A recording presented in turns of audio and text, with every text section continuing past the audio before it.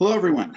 My name is Dan Holloway. I'm super excited to welcome you all to our webinar on the Solar VNEM program in California. We have a lot of really interesting info we want to share with you today and hope we can provide you with some strategies for differentiating your product offerings and for closing some more projects.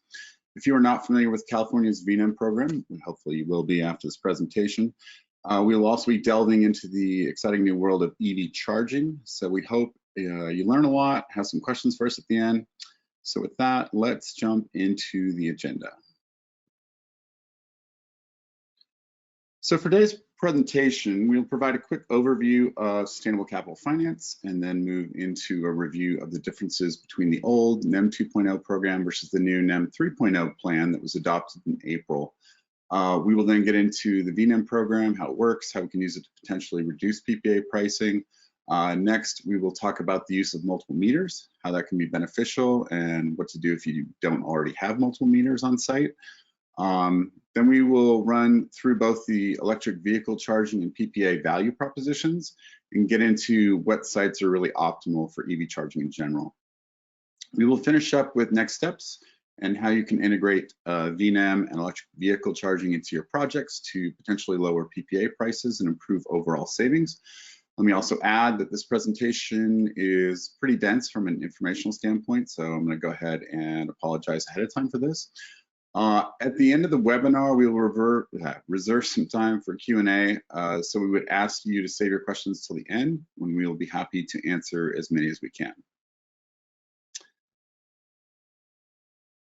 So Sustainable Capital Finance provides third-party PPA financing exclusively for renewable energy projects, primarily in the commercial and industrial sectors of the market. We work with a broad base of property owners, contractors, and developers across the country and provide project financing for projects in both the commercial as well as the nonprofit side of the market.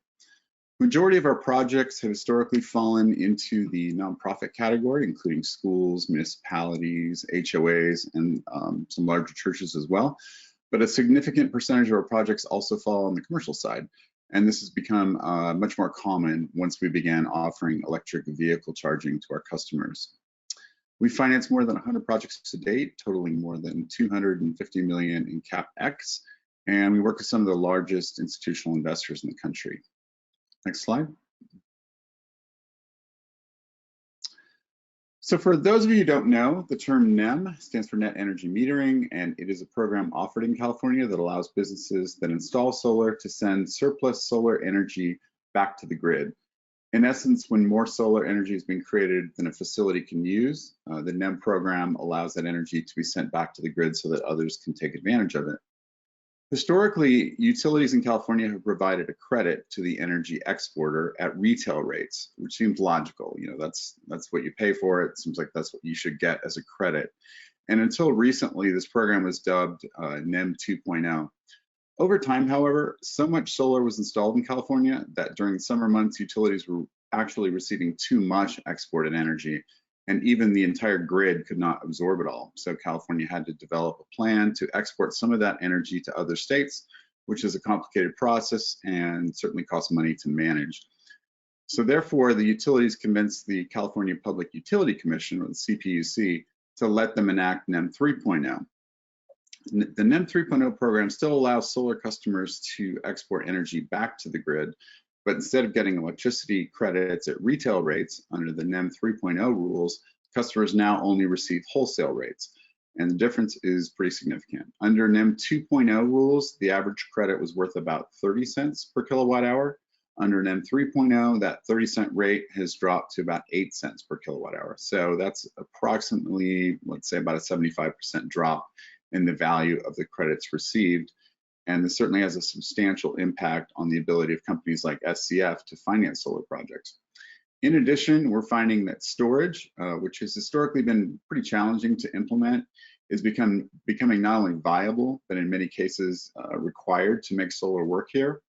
And then lastly, customers that use a lot of power, but don't necessarily have a lot of room for solar become preferred because there's less of a chance of exporting any solar energy back to the grid.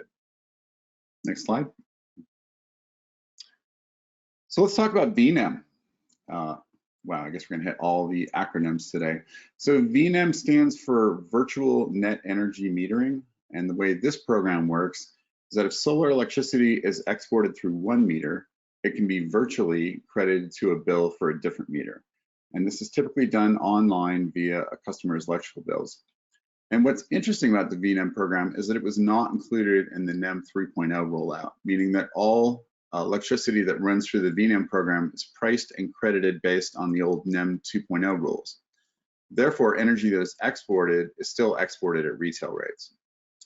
Now, there are some boxes that need to be checked for a project to qualify for VNEM. First off, you obviously need to have at least 2 meters. I'm not sure if there's a maximum number of meters you can apply to this program, but at a bare minimum, you're going to need 2. In addition, all the meters need to be owned by the same off-taker, and all the meters need to be located either on the same parcel or on adjacent parcels. In other words, you can't offset a second meter that is like on the other side of town, even if you own both meters. So one thing to note here is that while VNEM still plays by NEM 2.0 rules, we believe that VNEM will transition to the NEM 3.0 guidelines at some point in the future. We don't know how long that's going to take, but just know that the clock is most likely ticking for anyone who wants to take advantage of the current situation. Next slide.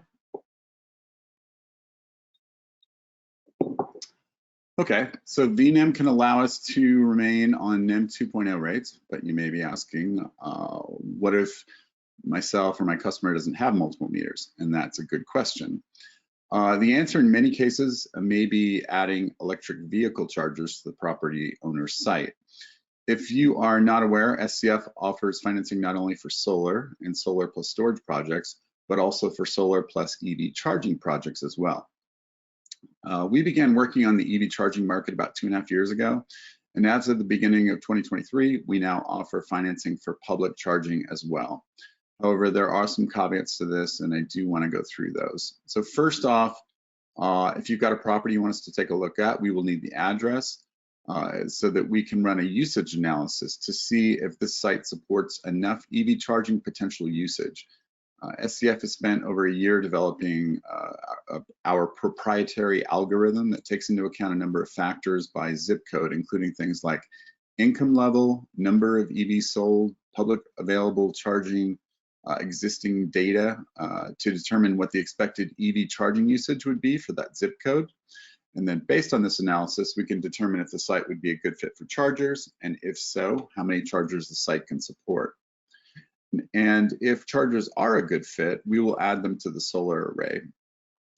When we include EV chargers in a project, we also add an additional meter so that we can take advantage of special EV tariffs that are offered in California that do not have demand charges associated with them. So by adding the additional meter, we now have the opportunity to use the VNEM program, and we do. And by doing this, we now not only gain the benefits of exporting electricity at retail rates, which lowers the overall PPA rate that we can offer, but we also provide an additional amenity to the property owner in the form of high-speed charging for their customers. And in addition, we offer a percentage of the revenue generated by the EV chargers to the property owner as well.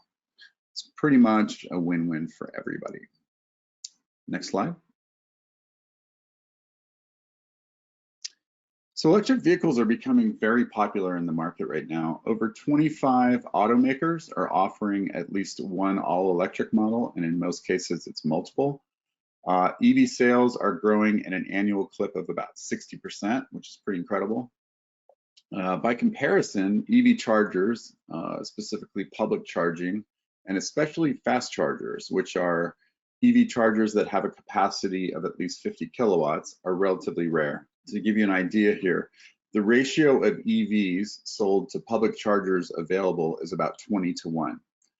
And it gets worse. Only 20% of those publicly available chargers are actually fast chargers currently. So while EV chargers are growing at a very high rate, about 40% per year, they simply are not keeping up with the pace of EVs that are being sold in the state. So just to break down the value proposition that we're offering for EV charging in more detail, here are some of the ways that we can help property owners. So similar to a power purchase agreement, our offering includes no upfront cost to the customer. We provide a percentage of the revenue generated by the EV chargers to the property owner, and that typically falls between 5 to 10% of overall revenues. The solar we install will also offset the building's house meter, which will lower overall costs. The EV chargers become, as I said, a new amenity for the property owner's customers. And this allows the property owner to potentially attract new customers who are looking for fast charging for their EVs. We take care of all operations and maintenance for the EV chargers as well as customer billing. And then lastly, SCF is backed by some of the industry's largest and most successful financial partners. So we're going to be there for the long haul. Next slide. Of course, in addition to our EV charging offering, SCF also, of course, offers PPA financing as well. As a quick refresher on power purchase agreements, I want to remind everybody some of the benefits here. So PPAs provide a lower cost of energy than the local utility, which provides savings to the property owner and increases net operating income. There are no upfront costs to the property owner, and SCF will also maintain the system for the life of the agreement. A PPA will cap energy costs moving forward to a known rate, which is typically anywhere between 0% up to a maximum of 3%. That's what we call an escalator. In a market where energy costs have recently been climbing by 8, 10, even 12% per year, this is definitely a big factor for many energy customers. In addition to saving money and capping energy costs, one of the hottest topics out there today is the term ESG. And for those of you who haven't heard this term before, it stands for environmental, social, and governance. And this is kind of a catch-all term that applies to corporations that want to be better corporate citizens. It has also recently been adopted as a criteria for evaluating stock price by investors and has therefore become pretty top of mind for many CEOs and CFOs. In terms of checking ESG goals, adding solar to your facility is still top of the list. However, right behind that is EV charging. And if you want to get both of these in the same agreement, we believe the majority of your ESG goals can typically be met. So this is pretty powerful offering for people that want to take advantage of that and use ESG as part of their marketing or their overall sales stock pitch. Next slide. All right, so let's talk about what makes a good location for EV charging. So during our investigation into the EV charging market, we found that there are a number of factors that lend themselves to charging stations that have high utilization rates or ones that get used the most. Let's go through those real quick. First factor is picking good locations. As I have discussed already, we are looking for sites that already have a lot of traffic, whatever the business is there, and where the typical customer is looking to spend at least 15 minutes, let's say to an hour, using the services that are located on that site.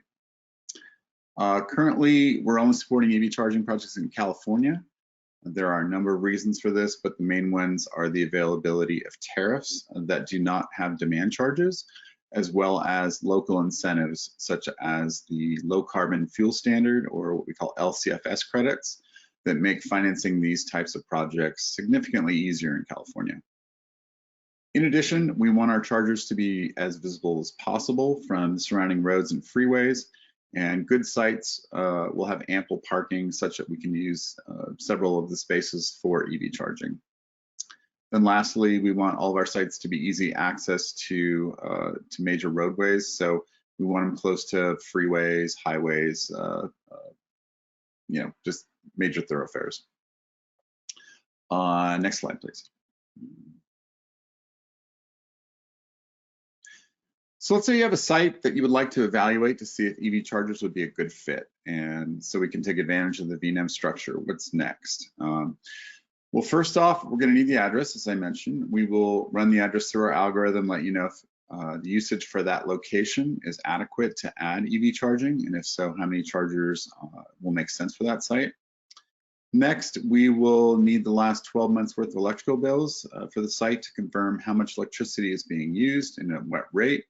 If you happen to be an EPC or a developer, you may already run this analysis in-house, and we would simply ask for a copy of your energy tool-based report, which allows us to confirm that same basic information. With these two pieces of info, we will model the project to determine whether we can provide PPA pricing that would provide savings for the property owner, as well as the revenue share percentage that we can offer for the EV charger revenues that are generated. If our numbers look good and the property owner is interested in moving forward, we will want to set up a quick call with them to review a number of assumptions, including the location of the solar array and the chargers themselves, potential timelines, and to answer any remaining questions they may have. Then we'll prepare a term sheet outlining everything we covered on the call. And once the term sheet is signed, we will begin doing our internal diligence, like prepping documents, running credit checks, title search, all that good stuff. Lastly, once contracts are signed, the installer can begin the permitting process and starting construction. So that's pretty much the process. Next slide. So I want to thank you all so much for attending today's webinar. I hope you learned some useful information and that you are excited about how we can use a combination of EV charging and the VNEM program to offer additional value and to lower the PPA rates that we can offer. This is really an exciting space, we think, and we would love the opportunity to have you all participate in the significant growth that will occur in the EV arena over the coming years. If you have a property that you would like us to review, you can reach out to us via our inquiries email address at inquiries@scf.com. We're going to go ahead and take a quick break here and allow people to send in any questions they may have. We look forward to answering those and to receiving as many projects as you guys can share with us. Thanks again for your time. We appreciate it. All right, looks like we had a couple questions here. Can you please send a copy of the slides? Absolutely, we will be sending those out today. We'll get these packaged up and get these off, I think later today or tomorrow at the latest. There's a question here on how long is the typical process to obtain a new EV meter with California utilities? So interesting question. One of the things we're finding out in California is that the utilities, while they aren't super keen on solar because essentially solar is sort of competitive with their business model, EVs, by the way of comparison, are massive users of electricity. So they're very excited about getting as many EVs into the market as possible. So the response time is, I would say, less than solar, but it's still long. So I would say typical response to get a new meter is probably going to be in the 6 to 8 week time frame.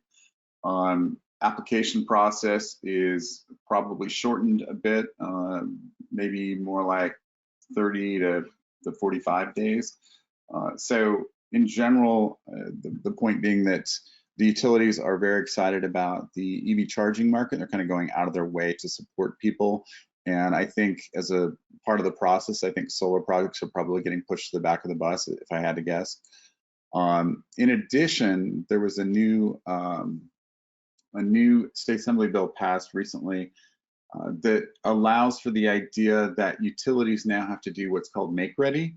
And this is really interesting. So typically, if you put a big solar system in and any sort of upgrades have to happen behind the meter on the utility side, you're paying for those. So, I mean, there's caveats where that doesn't happen, but for the most case, for larger systems, you're going to pay for any upgrades that need to be done to the utility side to essentially get the project ready to be able to interconnect. As opposed to with EV charging, the utilities have stepped up and said they will provide all the financing for the make ready. So that would be things like any sort of line upgrades, transformers, switchgear upgrades, things like that. So you can tell that they're very behind this because they feel like this is going to be a big market for them. There's a question here on, does SCF have a preferred make and model for DC fast chargers? There's only 3 or 4 out there that are known. Tritium is pretty much the one that we've been using to date, but we are open to using others. So I don't want to make that a hard and fast rule. I would simply say that if you've got one that you'd like us to review, like I said, the known quantities are out there or that we've looked at in the past. So please go ahead and send us what you have. And as long as it's somebody we've heard of, we're probably going to approve it. It says here, can we clarify if that the grandfathering into NEM 2.0 is A, just for those already in NEM 2.0 who are adding solar for their EV, or B, anyone can still get into the NEM 2.0 is never applied. Our understanding of it right now is that it would be B. As long as you have a VNEM situation, then the NEM 2.0 rules would apply to that. So I think that answers that question. Follow up to my previous question based on your answer, the make ready for EV infrastructure, do we still have to go through interconnection study, detailed study, and all of that? That would get truncated in that process. So instead of taking, potentially up to 180 days, my understanding is that that period of time would get reduced. Sorry, I just want to slip those in at the end. That's it. Thanks so much, you guys. Appreciate your time. Have a good one.